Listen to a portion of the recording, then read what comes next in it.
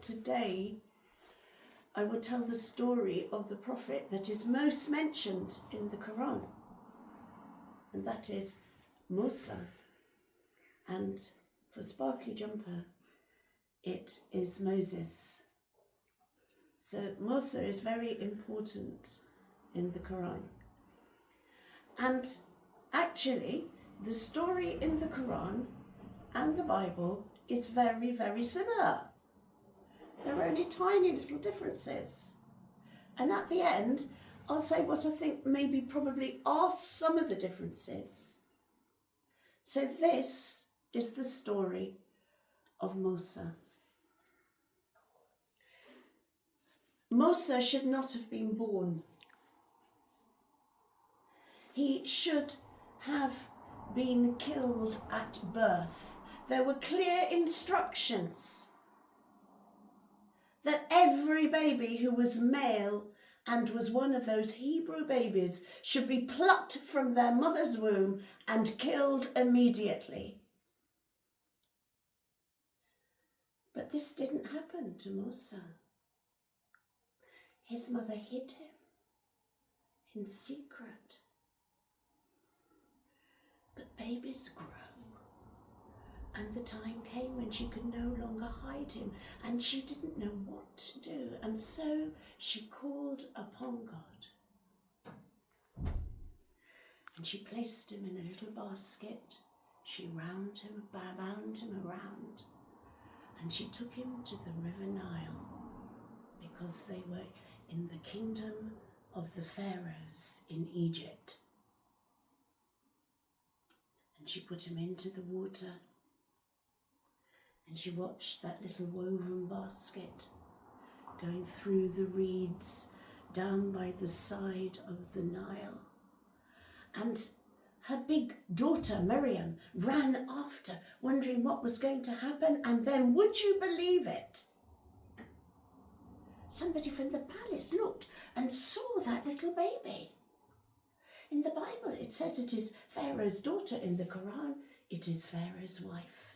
But whoever it was, they were connected to the Pharaoh, and as soon as they saw that little baby, they fell in love. They picked up that baby, and as they picked up that baby and looked into their eyes and they cuddled that baby, they thought of a name and they said, this baby will be called Musa, because Musa means drawn from the water. And from that moment in time, Musa spent his entire life drawing people from danger. And so then Musa began a very charmed life, because he lived in the palace of a pharaoh. And that was a wonderful and rich life, because we all know about the pharaohs, the Egyptians. We know how they were covered in gold, how they made beautiful pyramids, beautiful carvings, beautiful engravings. If you have ever been to Egypt, as I have, you will be amazed at the beauty of their art. And the Nile floods every year, which means the land is extremely fertile, which means that if you have money, you eat with delight. And all of this was Musa's blessing. Now, when he was very little, the Pharaoh's wife had employed a wet nurse, a nurse to feed the little baby. And they did not know that that wet nurse was actually Musa's own mother. So he even had the blessing of being breastfed by his own mother. But the time came when Musa grew up. He was now a strong young man. And it was this time that people told him that he wasn't actually of the line of the pharaohs. He wasn't of Egyptian blood, but actually was one of those Hebrews. And if you were one of the Egyptians, the rich Egyptians, and you looked at those Hebrews, what you saw were your slaves. They were the slaves who built the pyramids. They were the slaves who brought all the bricks. They were the slaves who brought you your food, who grew it. They were the ones who did everything. But when Moses realized who he actually was, he began to see how badly that the Hebrew people were treated. They weren't just treated like slaves. They were beaten, they were whipped, they were kicked. And there came a law, and the Egyptians said, you can no longer have straw, because they had to make bricks because they were constantly building. You have to get it yourself. And they said, but how can we make the same number of bricks if we haven't got the straw? You do what you have to do. And that was their lives. And one day, Moses saw one of the Egyptian soldiers beating a Hebrew to an inch of his life. And there was something in Moses. He wanted to uphold the weak and the poor. And he said, stop that. And somehow the righteousness of what he was doing, the anger, he went for him, and not meaning to do it, he killed that Egyptian soldier. Looking around, was anybody looking? He hid the Egyptian soldier and he thought nobody would know, it would be all right. But the next day, when he saw two Hebrew people fighting, stop fighting, how do you think you're behaving? They said, oh, you're going to kill us, like you killed the Egyptian soldier. And also realised he wasn't safe, because the word had spread to the Pharaoh of what he had done, and the Pharaoh was intent on killing him too, and so he had to race, just as he was, out of the cities, out of that wonderful civilized life, up into the wilderness and the mountains, and there something wonderful happened. Because when he went to get water, there was a beautiful girl with her 6 sisters. There were 7 girls in all. Somebody was not helping them. Let me help you. Stop it. Stop behaving like that. And he helped them, and he looked into the eyes of Zipporah, and he got married. And he stayed with his son-in-law, Jethro, and he became a shepherd, and he was happy with this life. And he had 2 sons. And one day, when he was with his sheep in the wilderness, because that land is the land that's halfway between desert and halfway between the fertile land of Egypt, he saw in the distance a bush that was burning. And he thought, that's very strange, because we all know that when fire burns, it consumes and it goes. But that fire is just continuing. How can that be? So, not thinking, staff in hand, he went up to investigate, and suddenly a voice said, you are on holy land. Take off your shoes. Quickly he did. Quickly he bent down. Who is talking to me?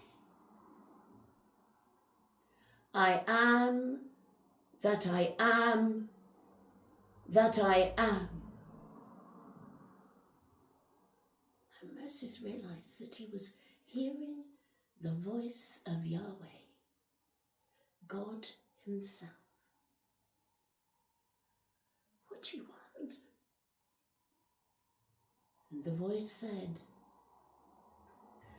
I have heard the cries of my people, for it is I who first spoke to Ibrahim.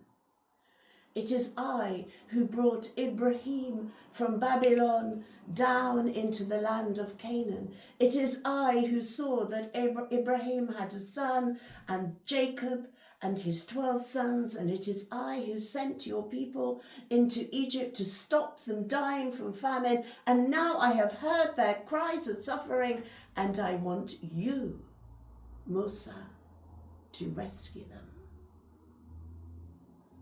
Me. But I had to run away.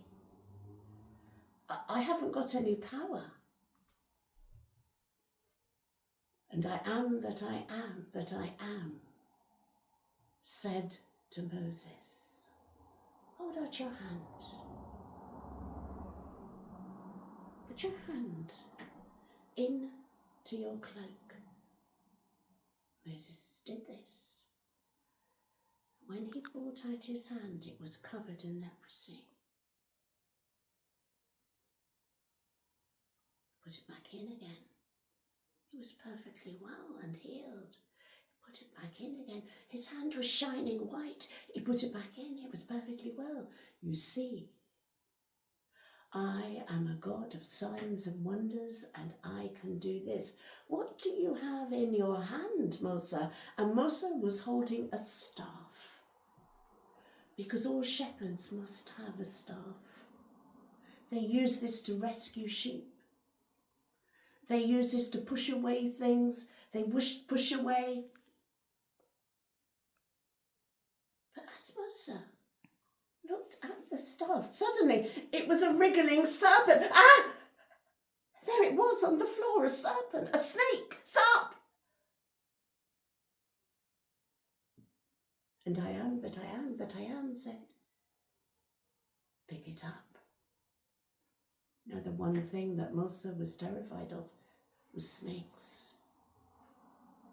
But I am that I am that I am had spoken to him, and he knew that he must obey. He put his hand down to pick up that wriggling snake, and as he did, it turned into his staff again.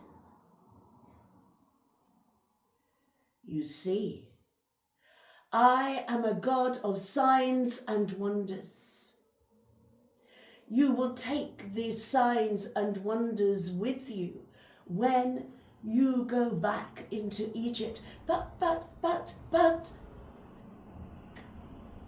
And as Moses said that, he was stammering. But, I'm not very good at speaking. I'm not very good at speaking out loud to lots of people. And God said, you have a brother, Aaron. He is excellent at speaking to people. You can go with him. You and Aaron can go and see the Pharaoh, and you now have the staff. Go!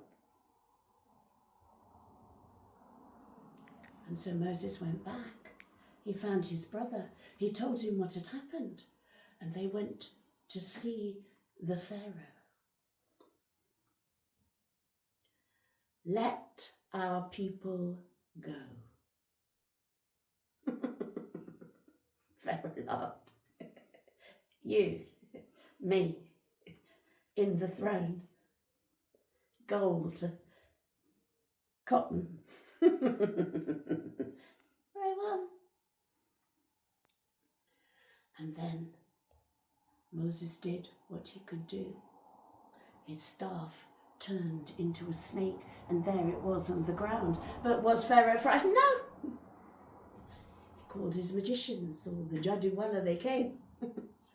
And they too could make snakes, and so there were all these snakes wriggling around on the ground. But Moses' snake suddenly opened its mouth and ate up all the others. And Musa and Aaron were proud that they had won this first battle, but Pharaoh, his heart was hard. No, we can't do without you. We need you. You must stay here. No. And then Musa gave the Pharaoh warning. If you do not let our people go, you will suffer, suffering after suffering after suffering. And Musa went straight to the Nile, held out his staff over the Nile, and the water became blood. and it was stinking and stenching, and nobody had any water to drink anywhere, and everywhere was terrified. But Pharaoh, no. Then plague after plague came. Hail that came down and completely damaged all the crops, gnats, mosquitoes that bit you everywhere, boils that came up over people, all the animals died. Locusts came and ate everything. The land was being destroyed, and still Pharaoh said no.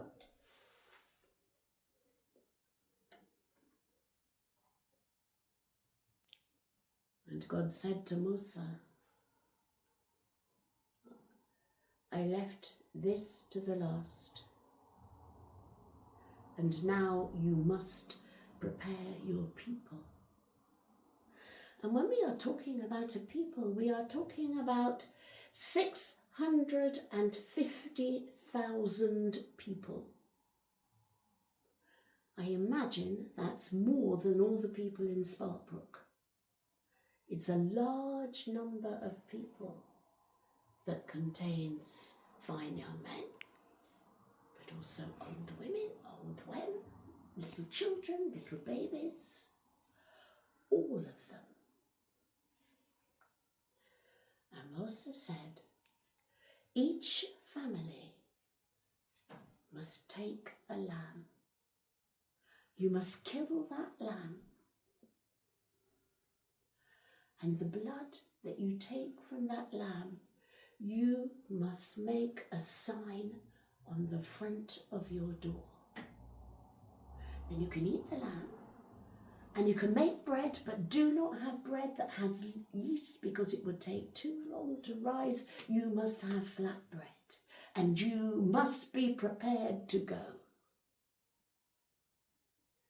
So that night, all of the Hebrews who lived in one place called Goshen, they were all in their houses when they heard, flying over each one of their houses, the angel of death. And then they began to hear the wailing that came from every single household in Egypt, because every household had an eldest son. The wailing and the screaming and the crying and the mourning and the suffering of death that had come that night, even to the Pharaoh's house, his palace himself. And Moses and Aaron went to the Pharaoh, and he said, "Dilly, dilly, go, go, go, go." And at the same time, they had been prepared to ask people around them, please give us money, please give us gold, please give us silver, please give us clothes that we can go, yes, go, go, go. And so they went. And when they went, it was dark. But in the sky above them was this great pillar of fire. So they knew how to go. And then when the day came, it was a great cloud in front of them. So they always knew the journey. But this journey that they knew that God, I am that I am, that I am, was leading them on, led them straight to the Red Sea. And they couldn't go any further. And then somebody said, what's that over there? What's that in the distance? And they saw this great dust arising high, and they knew that the Egyptian army was following them. What are we to do? What are we to do? And Moses held up his staff. And as he did that, the Red Sea parted and left a space in the middle. And all of those people, the 650,000 of them, plus all their animals and all their belongings, passed across the sea that was now just like a great beach. The Egyptians were getting nearer and nearer and nearer, and they had their chariots and could ride much faster than an old woman could walk. But all of the Hebrews, all of the Israelis had got over, and the Egyptians started to come, and as they got into the middle of the Red Sea, suddenly the great waves came and drowned every single one of that Egyptian army, and there was none left. And on the other side, Miriam, Moses' sister, began to play her tambourine, and they began to laugh and dance and sing and praise God for their amazing victory. And then Moses said, we must go, we must go, we must go. And they went up into the Sinai desert. Now the Sinai desert is not like the Sahara. It's not flat sand. It's mountain after mountain after mountain. I know that, because I just went there like 3 weeks ago, and I was very surprised to see it's literally all mountains, which means that when you wander, you have to wander around the mountains. And the strange thing is that all these Israelis who'd escaped such terrible suffering in Egypt and had escaped being killed by the Egyptian army with their chariots and their spears, very soon began to complain. Wish we were back there. At least we had food every day.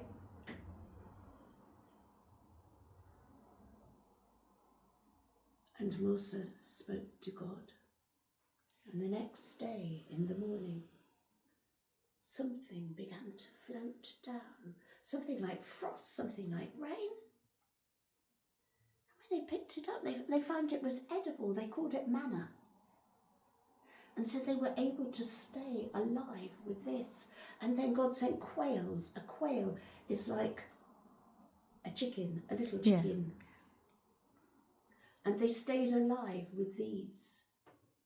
But they were still complaining. They didn't like it. I guess nobody wants to live in a wilderness. None of us want to do that. We all hate it. We all complain about it, even if it means that this wilderness means that we have escaped from something terrible. And then Musa was called. He was called by God. And he was called to go to the top of a mountain called Mount Horeb, I believe. And originally, I think maybe all the Hebrew people could have gone with him, but somehow there was fire in the air, there was thunder in the air, there was something so terrifying about all of this. They daren't, they stood back, and the only person who had the courage to go forward was Musa. And Musa made himself go through the fear of the thunder, the fear of the lightning, the fear of the fire, the fear of the darkness, until he had risen to the top of the mountain. And there God spoke to him. And some of the things that he said were very simple, because he said these people who are now in a wilderness need rules and need laws. A people cannot survive without rules and laws. And basically, it's very simple. I've got 10 of them. And the very first important one you must remember: there is only one God. You must only worship one God. You must not make images and idols. Those were the first. And then after he said, I think that some of them are quite sensible. You must honour your mother and father. You mustn't lie. You mustn't steal. You mustn't jealous and try and take what belongs to, it's not yours. You mustn't murder. All of these simple rules, but no society, no group of people can live with just these 10 simple rules. They're the basis, but they need a lot more. And Moses spent 40 days and 40 nights at the top of that mountain with God. And during that time, God explained everything to him. He explained the rules of sacrifice. That when you have done something wrong, you have to sacrifice maybe a pigeon, maybe a sheep, maybe a lamb, depending on what you have done. There are rules of how you can cook that food, what you can eat, what you can't eat. There are rules about marriage. Who can you marry? What happens when a man no longer likes his wife? What are the rules of divorce? What are the protection for women? So during those 40 days, Moses God explained to Moses everything about law, justice, family life, sacrifices, worship, everything that someone needs. And then God gave Moses these tablets. A tablet is a stone thing because in those days people didn't have any. The only other kind of writing they could have was papyrus. In Egypt they used papyrus. They made paper out of that. But there's no such paper on the top of a mountain. But there is stone. And so into this stone was engraved the rules. And Moses had them all, the tablets. And after 40 days and 40 nights, he came down the mountain to witness something he never imagined would happen. Because all of the Hebrew people, while they were down there, they began to worry, what's happened to, he's not coming back. He's been away for 38 days. He's not coming back. He must have died in the fire and the darkness up there. What are we going to do? What are we going to do? We need something to look at. We haven't got Moses. We need some kind of image. And so they went to Aaron and said, we need an image. And Aaron said, bring me all your wife's earrings, anything that's gold. So he took all of the earrings and he melted them all together. And he made a golden calf. And then they put it on a stick. And there it was. All the Israeli people bowing down to the golden calf. While Moses had been at the top of the mountain for 40 days and 40 nights talking to God about how there should be only one God and you should never, ever make an image, ever. And when Moses saw what had gone on, he was so angry, he threw all of those tablets on the floor and they all totally broke. And he got that calf and he broke it and he smashed it. What are you doing? Do you not know there is only one God? Have I not told you what you should do? Do you not realise I've been up there for you these 40 days and 40 nights? And then murder happened. Killing. 3,000 people lost their lives.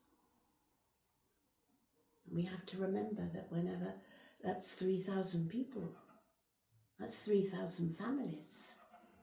Each family is maybe 10 people. All of the Israelis were deeply, deeply affected by what had happened. And then Moses began to think, well, what's going to happen now? I've managed to get the people out of Egypt. for this chaos? And so Moses prayed again to God. Please have mercy on your people. Please forgive your people. Please have mercy on your people. Rahman. And then Moses heard the word of God.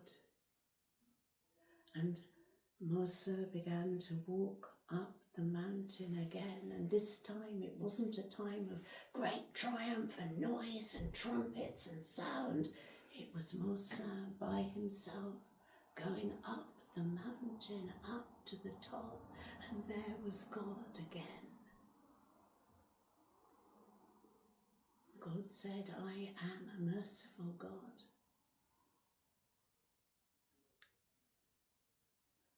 I forgive your people. We will begin again. And this time the tablets were written again and again. Moses stayed for 40 days and 40 nights, and God himself wrote on those tablets. And this time the Israeli people prayed and waited and prayed and waited for mercy. And then at last they saw Moses coming down, and they were going to run towards him. And then they all stopped because they were terrified, because Moses' face was gold, glistening.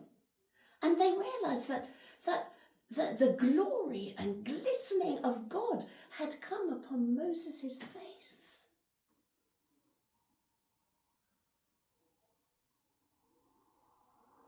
But they listened to Moses.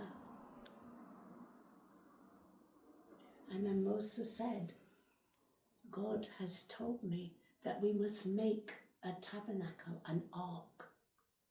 And so they spent time making out of wood, and they had exact instructions. And then they put these tablets into the ark.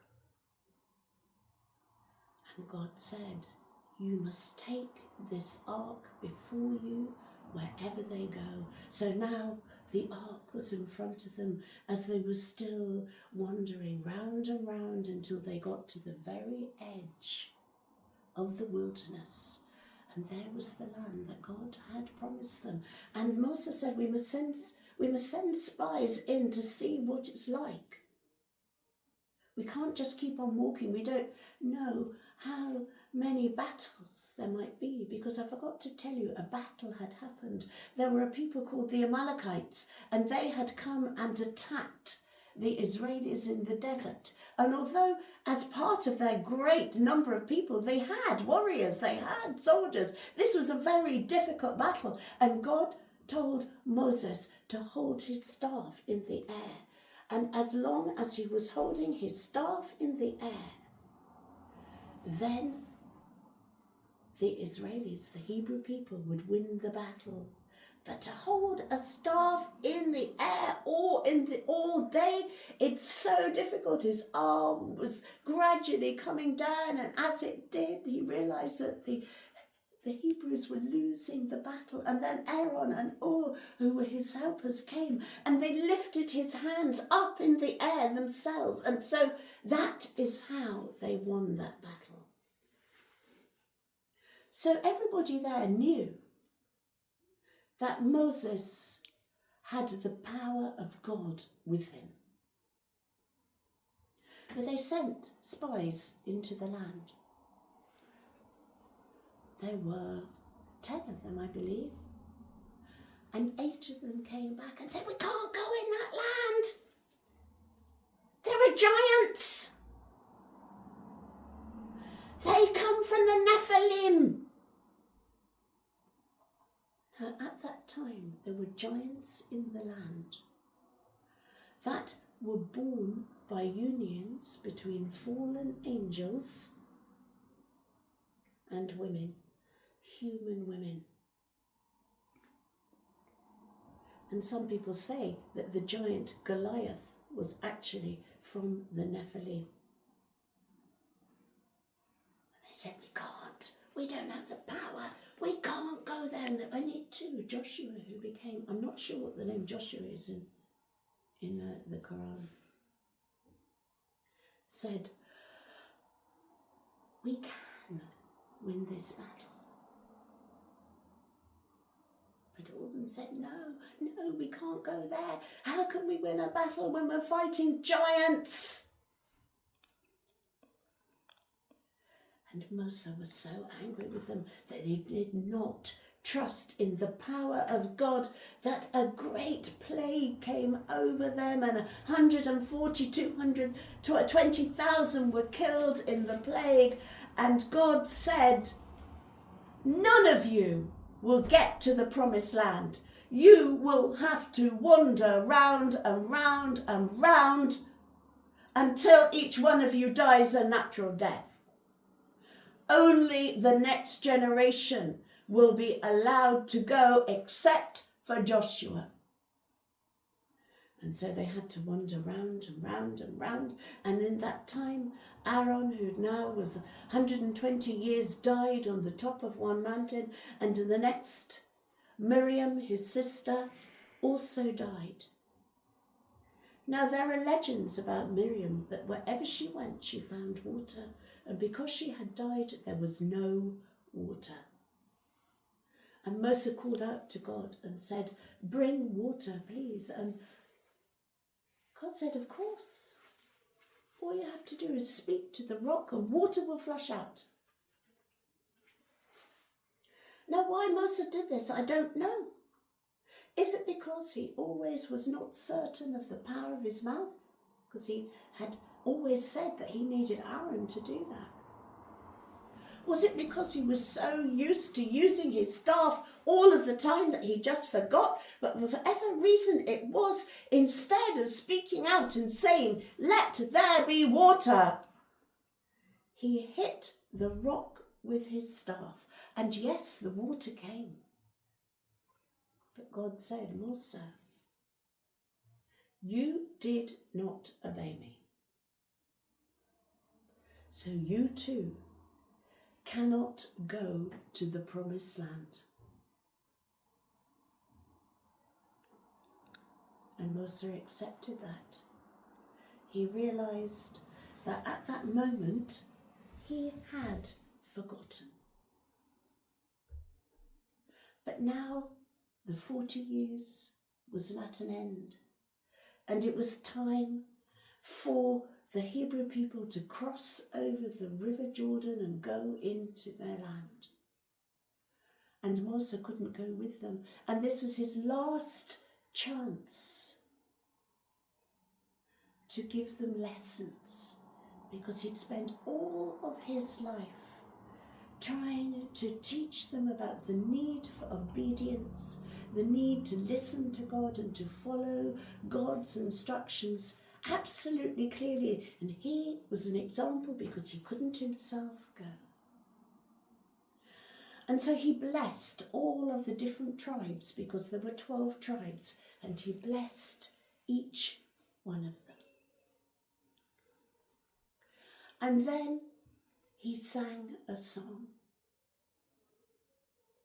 I don't know what kind of tune that he used, or whether he had a musician with him like Dawood, who could play his own music. We just know that he sang a song. And the very first words of this song, I was going to read it to you, it's so beautiful.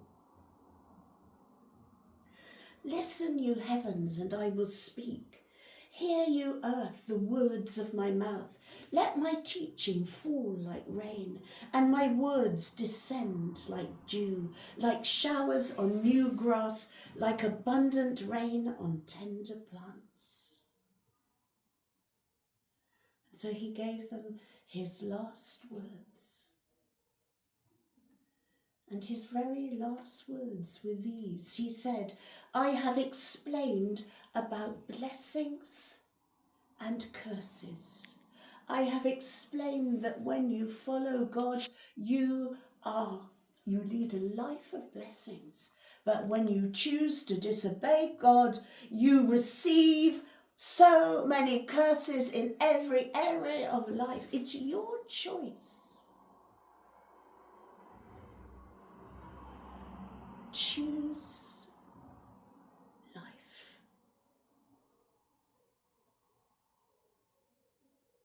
And with that, Musa died on top of the mountain, knowing that his people would go into the land and they would make mistake after mistake after mistake. But each one of them still had the opportunity, whenever they repented, to choose life, zindagi.